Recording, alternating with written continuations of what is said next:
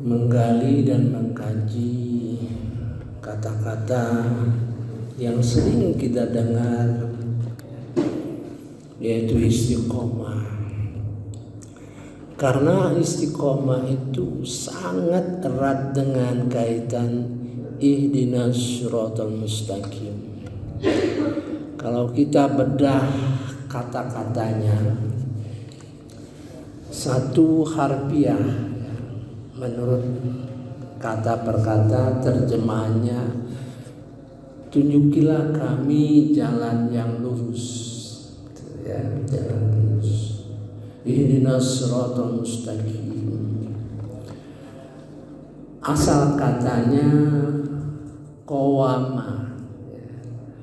Qawama itu artinya mencapai kondisi yang tinggi, gitu kan. Jadi kalau kita berjalan untuk mencapai yang tinggi itu tentu menuju gerakan-gerakan yang terus meningkat, gitu kan, gitu. Karena apa yang dicapai itu tinggi, gitu ya.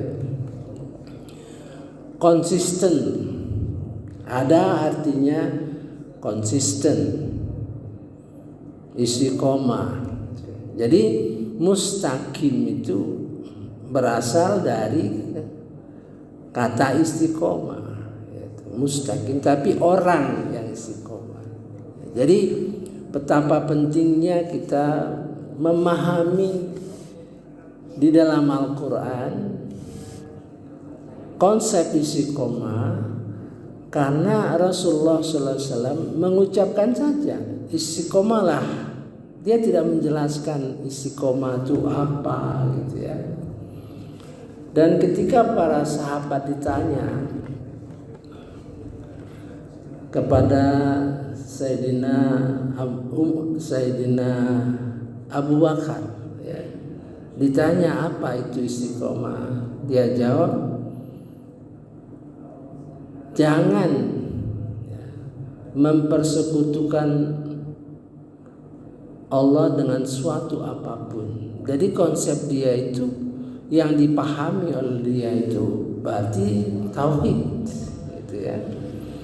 Kalau ditanya kepada Sayyidina Umar, ditanya apa itu istiqomah,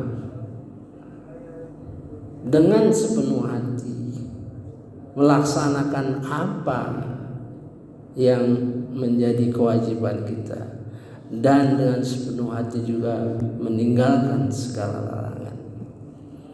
Jadi berbeda, yaitu. Kemudian ditanya Utsman, apa itu istiqomah? Istiqomah itu ikhlas, gitu. Ditanya Sayyidina Ali, apa itu istiqomah? Istiqomah itu laksanakan semua kewajiban-kewajiban. Jadi keempat jawaban para sahabat itu benar semua, gitu ya. Bagaimana perbedaan-perbedaan itu bisa diraih mereka? Karena perjalanan dalam bersama-sama Rasulullah itu berbeda-beda, ya.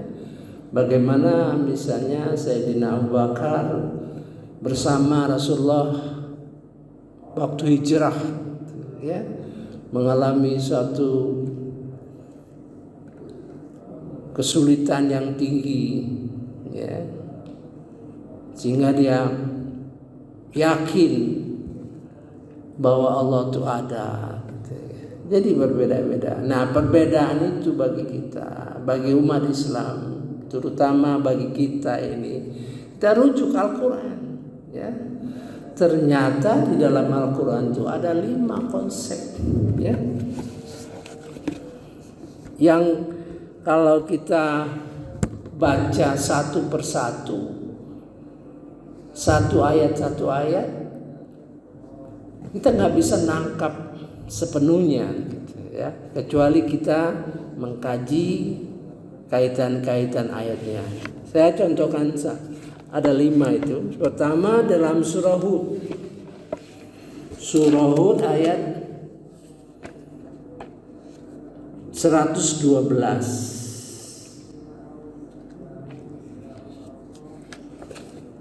Ayat ini ketika ditanya sahabat kepada Rasulullah, mengapa Rasulullah itu rambutnya sudah beruban, beruban. Dijawab karena ayat inilah, ya, berat bagi dia gitu. Sehingga sejak ayat ini turun dia kurang berleha-leha lah kira-kira, ya, tidak berleha-leha lah, tidak ada kesempatan berguyon-guyon gitu, ya, serius banget ya. Mari kita baca satu persatu. Pada subuh ini kita baca semua, ya, mudah-mudahan dengan kita baca semua, mudah-mudahan Allah memberikan rahmat pada kita, karena ini penting sekali, karena berhubungan dengan ihdinas siratal mustaqim, ya, jalan yang lurus, jalan yang istiqamah. A'udzubillahi minasyaitonirrajim. Bismillahirrahmanirrahim. Maka tetaplah engkau Muhammad di jalan yang benar, ya, sebagaimana telah diperintahkan kepadamu, dan juga orang yang bertaubat bersamamu, dan janganlah kamu melampaui batas. Sungguh Dia Maha melihat apa yang kamu kerjakan, ya. Fastaqim, nah, itu perintahnya, istiqomalah, ya. Kama umirta, sebagaimana kamu diperintahkan, nah, ya. Ya tentu jalan yang benar, ya. Dan waman taba ma'aka, dan bersama orang yang bertobat. Jadi Nabi itu bersama orang yang bertobat, gitu, ya. Wala tatghaw, jangan kalian melampaui batas. Innahu bima ta'maluna basir, sesungguhnya dengan apa yang kamu kerjakan Maha melihat apa yang kamu kerjakan. Kalau kita baca ini saja terlihatlah perintah itu, ya, tapi tidak bisa memahami yang sebenarnya. Oleh sebab itu nanti kita baca ayat-ayat yang terkait, ya. Berarti Sayyidina Umar lebih dekat kepada ayat ini, ya, gitu kan? Ya, gitu. Sekarang yang kedua di dalam surah Fussilat, ya, ayat 6. A'udzubillahi minasyaitonirrajim. Bismillahirrahmanirrahim. Katakanlah Muhammad, aku ini hanyalah seorang manusia seperti kamu yang diwahyukan kepadaku bahwa Tuhan kamu adalah Tuhan yang Maha Esa. Karena itu tetaplah kamu beribadah kepadanya dan mohonlah ampunan kepadanya, dan celakalah bagi orang-orang mempersekutukannya. Nah, istiqomah di sini beribadah dalam arti ibadah. Tadi istiqomah dalam melaksanakan perintah-perintah Allah, ya, gitu. Qul innama ana basyarum mithlukum. Katakan, sesungguhnya aku ini sama saja seperti kalian, ya. Yuha ilai, hanya saya diberi wahyu, ya. Yuha ilai, kepadaku, annama, untuk menyeru, annama ilahukum ilahu wahid, untuk menyeru Tuhan kalian itu adalah Tuhan yang esa. Nah, itu konsep tauhid, gitu, ya. Fastaqimu, nah, itu. istiqomalah, maka beristiqomalah kamu ya, ilaihi, kepadanya. Wastaghfiruh, dan mohonlah ampunan kepadanya. Wawailul lil musyrikin, wawailul lil musyrikin, celakalah, sungguh celakalah orang yang mempersekutukan Allah. Ya, konsep tauhid ya. Nah, mari kita lanjutkan lagi yang sering sekali dibaca oleh para khotib ya. Ini sering sekali, yang sering kita dengar ya. Fussilat 30. Sesungguhnya orang-orang berkata, Tuhan kami adalah Allah. Kemudian mereka meneguhkan pendirian mereka. Maka malaikat-malaikat akan turun kepada mereka dengan berkata, janganlah kamu merasa takut dan janganlah kamu bersedih hati, dan bergembiralah kamu dengan memperoleh surga yang telah dijanjikan kepadamu. Nah, ini, ya. A'udzubillahi minasyaitonirrajim. Bismillahirrahmanirrahim. Innal ladzina qalu rabbunallah, sesungguhnya orang yang berkata Tuhan kami adalah Allah, summa istaqamu, kemudian mereka beristiqomah, tatanazzalu alaihimul malaikah, maka turun malaikat atas mereka ya. Ada yang mengatakan pada saat kematian, pada saat kebangkitan ya. Allah agar janganlah takhafu wala tahzanu, janganlah takut dan janganlah bersedih. Wa absyiru bil jannah, dan bergembiralah dengan surga. Allati kuntum tu'adun, yang dahulu kalian telah dijanjikan. Ini kalimat seperti ini seolah-olah kita bertanya, apa yang saya harus lakukan? Kan? Tidak terlihat apa yang harus dilakukan. Itu makanya ayat-ayat Al-Quran itu harus dipahami. Satu, ayat ini menjadi core, menjadi inti utama. Nah, gitu. Diletakkan di mana? Itu penting, ya. Tuh. Mari yang keempat, di dalam surah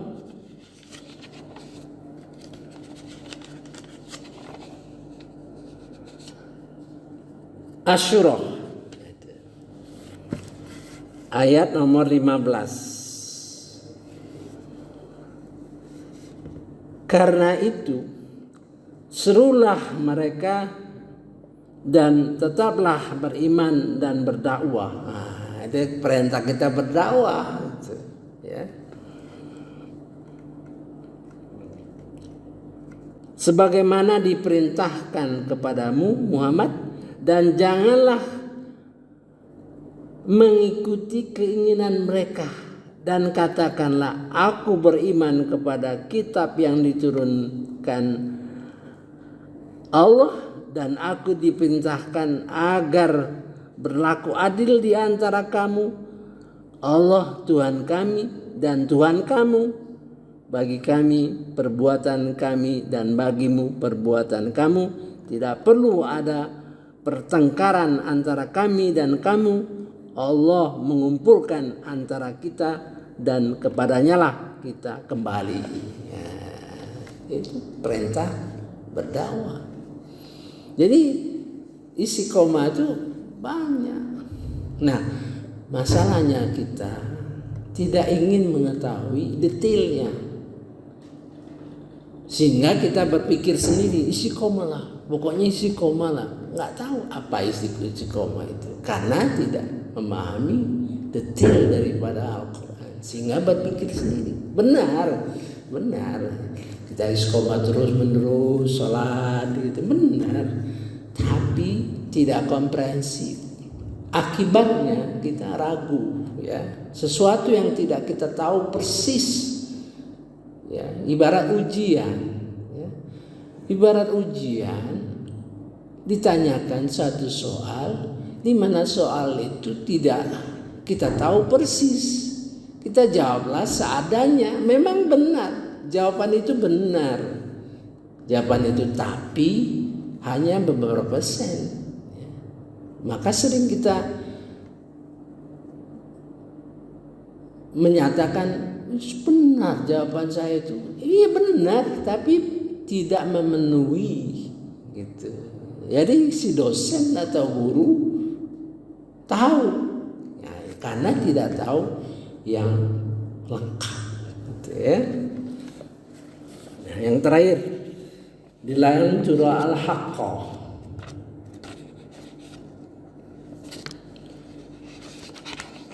A'udzubillahi minasyaitonirrajim. Bismillahirrahmanirrahim.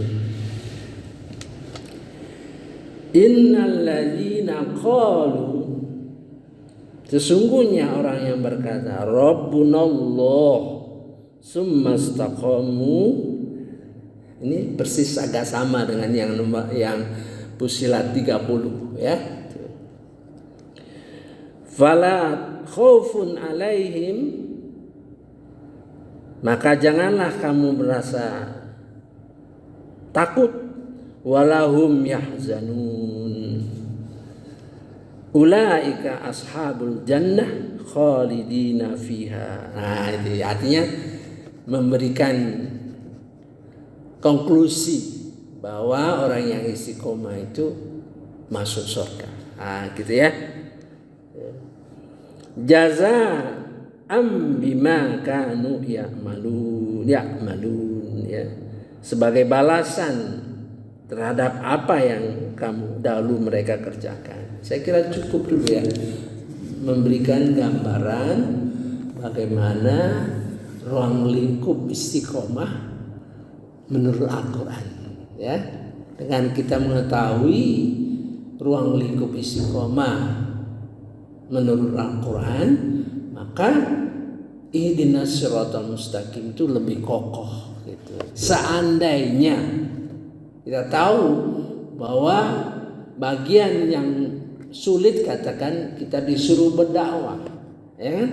Suruh berdakwah, nggak mampu kita berdakwah, maka kita di dalam istighfar, ya, kita baca di dalam sholat itu, sholat kita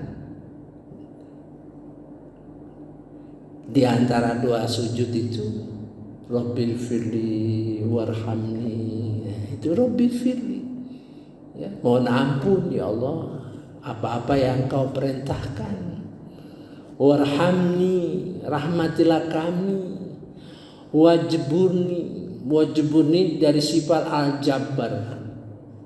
al-jabbar itu Allah berkuasa menetapkan sesuatu, ya. Misalnya kita tidak semangat menjadi semangat, kita tidak rajin menjadi rajin, kita sakit menjadi sehat.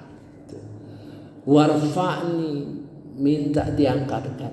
Yarfa'illahu alladzina amanu minkum, minta diangkatkan orang yang berilmu dan beriman. Jadi permintaan kita di dalam doa, di antara sujud itu lengkap itu, ya. Warfa'ni, warzukni, anugerahi segala hal yang perlu, yang kami butuhkan. Wahdini, dan berilah petunjuk. Wa'afini, maafkan. Wa'fu'ani, dan sehatkan, dalam arti sehat berkenaan dengan akhlak, gitu, ya. Nah, permintaan itu lengkap itu, karena sadar apa-apa yang kurang dengan mengerti. Makanya waktu sujud itu kita pahami benar. Waktu sujud itu subhana rabbiyal a'la wa bihamdihi. Maha tinggi Tuhan. Apa yang tinggi yang dimaksud di dalam tinggi itu? Nah, karena tidak ada kata-kata di dalam bacaan sholat itu berkenaan dengan terkait dengan Al-Quran, maka pahami Al-Quran. Dengan memahami Al-Quran, kita jadi paham sholat kita, gitu ya. Saya kira cukup dulu ya saya katakan. Mudah-mudahan kita mendapat berkat dari Allah Subhanahu wa taala sehingga kita mampu ya, melaksanakan apa-apa yang diperintahkan Allah kepada kita. Subhanakallahumma wa bihamdika asyhadu an la ilaha illa anta astaghfiruka wa atubu ilaik. Wallahu a'lam. Wassalamualaikum warahmatullahi